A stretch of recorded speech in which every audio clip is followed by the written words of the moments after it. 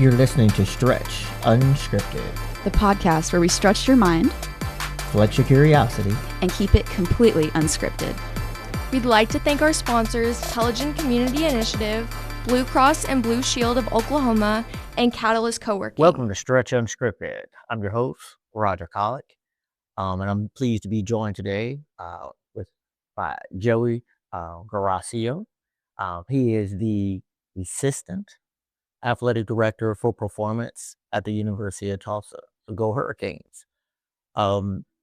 Specifically, the task was the kind of directing everything related to strength and conditioning for football, correct? For football, yes, correct. All right. So we're going to delve into that just a little bit and kind of talk maybe about your day-to-day and things of that nature. Before we kind of get started, I would like to thank our sponsors, Blue Cross Blue Shield of Oklahoma, Intelligent Community Initiatives, and Catalyst Co-working. Catalyst Co-working has been gracious enough to let us host our podcast here. Please come out and see them at Lewis and 15th. They also have a really great coffee shop downstairs called Price's Coffee. Stop by, get a cup of coffee, and get a little bit of work done. So Joey, let's dive into it just a little bit and kind of tell us a little bit about what you do at the University of Tulsa. Yeah, so I mean, when you hear strength and conditioning coach, I think people automatically assume like we just put kids through workouts, and we encompass so much more than that in our day-to-day process. My position has become essentially like organizer of the entire program. All right, so from daily schedules to planning practices to tactical periodization models to wellness stuff to team outings, like everything from a cultural standpoint and from a physical standpoint is run through my office. All right, and it's a lot of ground to cover. I have to play psychologist with the kids, because we forget they're 18 to 22-year-old young men, and really when I say young men, that's a loose term right there. They're probably more like young kids.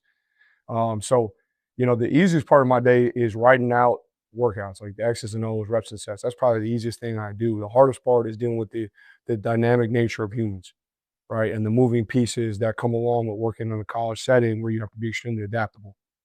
All right. So along the same lines, so that's kind of, give us a little, just maybe a little bit more insight of what it's like to work with athletes and maybe how that may present various challenges and maybe talk a little bit about how the things in your past have kind of prepared you for this role. Yeah, I think, when I was young, I thought everyone was motivated. I thought everybody, had the same type of mentality that I had, which is like, I'm going to work as hard as I can for as long as I can, no matter what's going on in my life. I'm going to make sure I stay focused. And these are things that when I look back, I actually acquired after I got done playing college football. So these are things that when I almost have regrets about that I didn't take as serious or have as much emphasis in my own career. So I look at those things and I'm like, all right, I was young and I was like, everyone's going to be the same. Everyone's going to be excited to work out. Everyone's going to want to improve and do these different things. And what you come to find out is everyone is in different walks of life and everyone has different levels of focus and intentionality. And no one person is the same. So managing personalities, learning people, and then really, as I've matured as a coach, is understanding the connection piece and the relationship piece is probably the most valuable part of what I do. All right, because I can't lead them without them trusting me. I can't have them trust me unless I spend time with them and I'm authentic and consistent in my character day in and day out. So that's something for me that I really try to focus on is getting to know these people first before the player so that we can hit that right button at the right time. So I can notice behavior changes that where it might indicate, distress or things or stresses outside of football. Because if they're distracted, if they're demotivated, if they don't have that same drive, that's my job to get them excited. That's my job to get them focused. That's my job to increase their urgency, their intentionality in the day in, day out. And there's some likability, some charisma stuff that I've had to learn how to, to go through. Because like the old school model of like just run them into the dirt and you're a drill sergeant, like that's so far from the truth. I'm extremely demanding, but I'm never demeaning. And I want to make sure that I'm calling them up, not calling them out. And that's something as I've grown, I realized the return on investment is so much higher, you know, and it goes back to teaching. Like I said, these guys are young. As much as we want to think, you know, they are 22-year-old, oh yeah, he's a young man. Like maturity wise, they're young. Like they have a lot of life experiences, but they also don't have a lot of life experiences. It's my job to help navigate and teach these guys. And my greatest accomplishments come from my relationships with players over time because of the investment that we made. It's something I drive with my staff consistently day in and day out. Is like, we got to have guys in here as much as possible. We have to talk to them as much as possible. Nowadays, we have to interact through social media more with them. You know, so something as simple as they post a picture of them on the field, like I'm going to repost it on my story so that they see like, oh, that's support, right? Because that's what they correlated with, you know, versus, you know, when I played, we didn't have social media. I didn't have a phone until I was 16. So, you know, your coach pats you on the back, say, good job. Yeah. They're a lot different now, you know, and it's just for them, a lot of people are trying to get something from them, right? I'm trying to add value to them. And I have to show that on a consistent basis, right? Because it's hard to gain trust. It's easy to lose trust. Got it. So, now you mentioned their motivation. And so when I think about that, I know when I think about motivation and when I know like just my students in general, in classes, it's like you're trying to engage them, you're trying to keep them motivated, so that they can really help facilitate that learning piece. Um, how for you do you stay motivated knowing that motivating people can oftentimes be very emotionally taxing, Yeah. physically taxing? Talk about that a little bit. Yeah. So I think it goes back to internal discipline, self-discipline. And that's something that I probably try to instill and teach more than anything else that we do, is trying to get these guys to understand that in order to be successful in anything you do, you have to have an extreme amount of self-discipline, right? Because motivation fades. I watch a YouTube video, I'll be hyped up for 10, 15 minutes. Okay, my T level spike for a little bit, and then it drops, and then it's back to, okay, now what do I do? Right? And we use the phrase all the time, circumstances don't dictate standards. And that goes back into understanding like there's going to be days where your 100% is really your 50%, but you got to give me 50. You got to get there, you know, and it's a deal where you have to prioritize and you have to reinforce and praise consistency more than emotionality. And that's to me where for me personally, that's where I'm trying to get to, is where I'm more moment to moment, day to day versus trying to look too far in the future. Because when you look too far in the future, I think it's a lot, right? There's a lot to it. It can stress you out more, it increases anxiety. You start to think about, well, I'm not accomplishing what I want to yet. I'm not where I want to be yet. And those are things that don't help you achieve what you want. Because if I don't take care of today, how am I going to get to tomorrow and build on or get down a year down the road to where I want to be? And it's just that day in day process, just focusing on being in the moment, being on my task right now and here and there, and being disciplined no matter how I feel to do it. Like this morning, I had to wake up. My dog was sick all night, didn't get any sleep. I'm like, man, I dragged my ass to the gym. I was like, I gotta go. You know, and it's just when you do it over time, it becomes a part of who you are. Right now, it's something that you need to do versus something that I have to. Like I need to do this every day. Right? Or if I don't feel right. If I don't wake up and work out, if I don't read, if I'm not texting 5 or 6 players, now it's a deal where, okay, now I'm falling off and I need to do that. It's in my system, right? It becomes habitual. And that's what we're trying to do, is like these kids, they don't live super disciplined lives off the field. If we can make minor small adjustments in what they do, they're going to have like global, like major effects on their performance. So it's a lot of just getting them to understand, all right, I need to go to bed an hour earlier. I need to drink 2 bottles of water more. You know, just little things that compound on each other that lead to better outcomes. Yeah. You know, because a lot of these kids are blessed, man, athletically. You know, or else they wouldn't be in the room with me. You know, and it's now what I've noticed is I've had the ability to work with NFL guys. I had 60 plus NFL guys in my career I worked with. I'm going to AJ Brown's wedding. He's family to me. Okay. Like he is family. He's like my nephew. And I've been really blessed to be a little small part of their journey. And what I've noticed is the guys like AJ Brown, you don't have to motivate them because they already have the internal self-discipline. It's there. You know, every day they take autonomy over their lives. They take autonomy over their schedules and their routines. And they're always looking for ways to grow and get better. And that's something that now, as I'm older, I'm trying to impart and put on, try to keep myself that way and consistent. Yeah, yeah. You know, like I already had a master's degree. The reason I'm doing a PhD is because I felt like I was stagnant in my education process. You know, there's no requirements to get a PhD in my field. But it's something now that, again, I'm like, you know what? I need to learn more. I don't know what I don't know yet. All right, this process has been awesome. Like me and you talk, I'm about 3/4 of the way done with it. And it's like, all right, it's a growth mindset, right? It's like, I need to keep achieving. I need to keep growing. I need to keep educating. I need to keep moving forward, because there is no finish line. All these kids, and I try to put that in their minds all the time. They want to think there's this like end line where they finally made it. Well, it's like once you get to that point, like life laughs at you and gives you a whole set of new challenges. Yeah. And it's your job just to keep pushing forward and keep getting better. And it goes back to being in that moment to moment mindset, right? Winning the minute, the hour, the day, versus trying to go and say, I'm going to win the year, right? We talked about it. We said, we're not going to talk about championships this year. We're a football team. Okay. The championship's a byproduct of the work we put in day in, day out. Okay. I was like, I want to win the day. I want you to win this rep. Like, don't talk to me about championships. I don't want to know about it. We put too much emphasis on outcome. Okay, that's all you start to think about.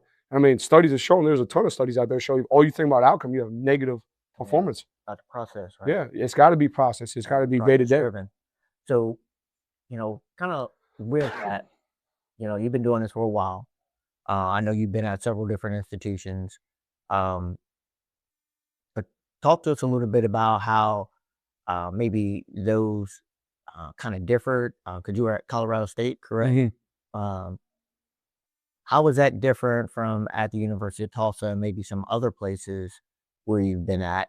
Yeah. And how have you seen, just like over the course of your time in the profession, like a change maybe in the athlete, and how you maybe had to change your approach to training? Yeah, so every place has its own things, right? Like, it has its positive and negatives.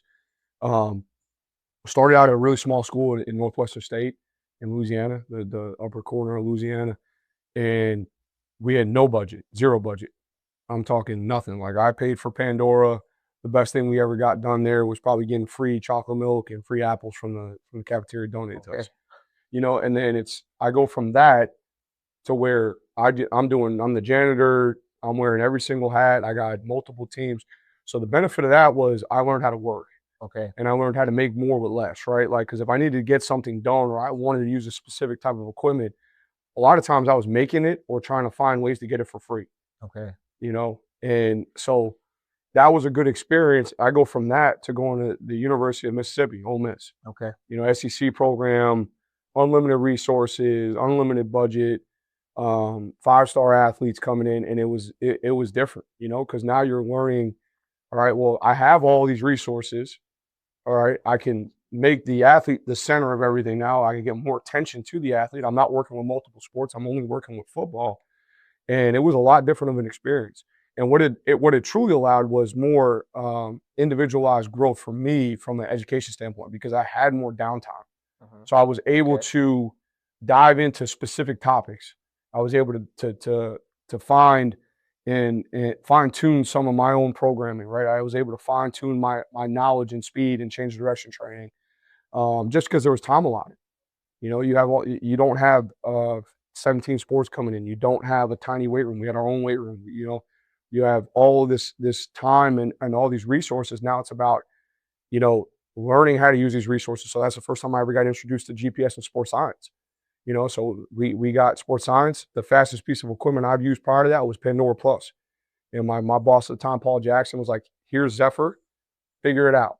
Okay. And I was like, okay. And then 2 months later, here's Force Plates, figure it out. Here's VBT. We had, what was the Australian company? What is it called? I don't even think they're called GymAware. Okay. Yeah, we had GymAware. Figure it out. You know, fine tune it, create systems for it, create protocols for it, set up, breakdown, filtration of data, like all these things. And then it's like, okay, I never forget. I printed out my first Zephyr report. I was so excited. And I handed it to him. And he goes, what does it mean? And I was like, there you go, right? I was like, shit. I was like, data. I was like, what does it mean? I was looking at it. I was like, how do you use it? That's a great question. Yeah. You know, and then it forced me to learn more about load management. It forced me to learn about those models. And, you know, we just had Tim Gavitt here, who's, you know, PhD, from Australia, load management expertise, just spoke with the NFL, and it's like I hopped into his work, and then it's all of a sudden now it's a whole nother rabbit hole of knowledge that I had no idea existed. And it shaped my philosophy. And then I go there to Colorado State, where now the athletes aren't the same caliber. Okay. Resources were pretty good. Colorado State's got money. Okay. We had brand new stadium, we had brand new facilities. We were able to feed them, but the caliber athlete dropped. And that's the biggest thing I noticed was, okay, like I don't have these 5-star athletes coming in. How do we develop these guys where these 5 stars are Ferraris? These guys right here are like Civics and minivans. Okay. Civics. Like how do I put a supercharger on this thing? Like how do I max this thing out, take the governor off it, and really get this guy to red line? And really, that's to me, a lot of development happens at lower levels more than higher levels. At the higher level, the biggest thing you don't want to do is break that athlete. Okay. Right? Because he's coming in, he's running 22 miles an hour. He's jumping 30-some inches. He's got the anthropometrics. He's long, he's fast, he's lean. Yeah. At those lower levels, man, like I said, you're getting minivans. And it's like, all right, well, like, how do I get this guy to compete against that 5-star when we play him on week 3? So there's a lot of development in those lower levels, even like D2 and D3 football. Like there's some elite strength coaches down there that are not getting enough credit, to where they're doing phenomenal jobs developing players. And now with the portal, you're seeing them, we're going and getting them. Yeah. And we're like, man, this kid's elite, and it's because of the product and the job they're doing down there. But I had to refine some of the things I was doing. Right, I had to figure out, okay, like I really need to hammer home some of these development pieces, and the athlete is different, right? They had higher levels of work capacity because their force output wasn't as high, but again, their force output wasn't as high. Yeah. So it's like, okay, like how do we individualize based off the majority of the demographic we're getting to make sure that we're getting the most positive benefit from our training process? Then I go to Florida Atlantic, where now Colorado State, we had mostly California and Texas kids. Yeah. Okay. Okay, so makes sense. Big emphasis in the weight room in high school. You go to Florida, they don't know what a barbell is until they get to college. Oh wow. Yeah, I mean, all they do is they run track. They do 7 set. Yeah, they're fast as they're hell fast, now. Yeah. But in terms of training age, they're probably 2 to 3 years behind what I was used to working with, even at Mississippi. Okay, so that was a shot. It's like, okay, well, I need to bring it back. I need to refine my progressions and regressions. I need to make sure, okay, like my teaching protocols, my teaching systems are dialed in, so that I can teach at a fast rate some of these exercises that may be more complex, like a clean or a snatch or split jerk, and get them to the point where they can turn around and execute it with high efficiency and get a training stimulus from it, right? Like no one's getting a training stimulus from just a bar. Like we have to make sure that there is a return on investment if we're going to put an exercise into play. And then I get here and it's back to Meathead City. I got kids from Texas that been lifting since they're 11, and it's just way more compliant in terms and way better with time management, just because of the demands that they had in high school. Their high school coaches treat it like college. So that's something that I've noticed, along all those ways. So each stop has taught me something that's been unique to that stop, but has been beneficial to just me being a better, well-rounded coach in my scenario. And it really it's allowed me to have better foresight and really adapt faster, because it's now I have experience in all these different areas with different kids, different scenarios, different environments. It's like, no, I remember that. 10 years ago I had that same problem. Bang, now I know what to do. All right. So you kind of mentioned a little bit about kind of load management, and I know just our listeners, that's something that's very probably interesting to our listeners. It's interesting to me because if you follow sports, you hear that term quite a bit in the professional ranks. Like you'll hear a lot of times, well, LeBron James isn't playing today, who's on load management, whatever, So give our audience just the dumbed down explanation of what load management is and what the process is for determining whether or not you need to sit an athlete out and for how long. Yeah. So I think the easiest way to define load is just how much of something we do. All right. Easiest way to define it. So it could be tonnage, how much weight we lifted, how many reps we lifted. From a running standpoint, it could be through GPS metrics, like external metrics, such as total yardage, high speed yardage, deaccelerations, accelerations. Okay. So load can be it could be RPE. Okay. So that's something that actually is extremely popular, and they correlate it to accuracy in terms of overall workload with the GPS metrics. So RPE times duration. So you could get load from RPE times duration metrics, Okay. which unifies or uniforms the entire day. Because then now it's not just yardage and then reps and sets, it's just one metric for that entire day. Okay, so just how much I do something. Load management, right? It's a fancy way of planning. It's all it is, right? So when we think of load management, it's how do I maintain the robustness and freshness of this athlete going into a competition, okay? And how do I plan for that to happen to where he is at the highest level of preparedness going into a competition, okay? What it also is a way to make sure that you are putting safeguards on your progressions in load to minimize injuries or catastrophic events, right? If I turn around and I go from week 0 of training to week 2 and I increase my total load by even 130 or 30%, okay, each week, all right, Gabbis research has found, like you're susceptible to injury like almost by ×3. Okay, so there's this science now where they give you parameters based off your environments and things that you're dealing with individually at those places, but they give you parameters and guidelines to help you increase the progression of load week to week in a way that maintains safety and keeps that athlete in optimal zones. Okay, and then what it does is also it allows you to plan your microcycle or your week better out to maximize those recovery windows. At the end of the day, it's not about applying stress, it's about applying enough stress to recover from. And the whole science of load management is basically essentially giving you insight into how much of that window, like how long those windows need to be and optimally where they need to be at over time. So that's all it is. It's giving you a decent guideline to have a step-by-step progression in your training process, whether it's practice, whether it's lifting, running, conditioning, sprinting, whatever it is, because all these tissues have different remodeling windows. They all have different time frames at which they heal, right? Depending upon the intensity and the event that they're going through, right? We all want to think, oh, my body just recovers at the same rate. Well, no, like elastic properties, okay, or central fatigue is going to take a lot longer to recover from than peripheral fatigue. I can do a calf raise right now, and in 4 hours, I can do that calf raise again at the same volume. Well, go do 300 yards of high-speed running, and then go the next day and try to have that same output, okay? And then the localized tissue, go ahead and try to get up to those high speeds without pulling your hamstring. Yeah. So that's all load management is giving you that guideline. All right, all right. So I know we're close on time. So I'd love to have you back on the show again and maybe jump into that topic in a little bit more detail. So as we, kind of conclude things, as you sit and you think about your journey, we'd like to ask all our guests this: what parting words of wisdom would you give to someone who's seeking to go into your profession? You have to be obsessed, and you have to have high levels of perseverance, because it's not an easy profession. You're going to work for free for a long time. Okay, you're going to have ups and downs. You're going to be fired. I've been fired twice.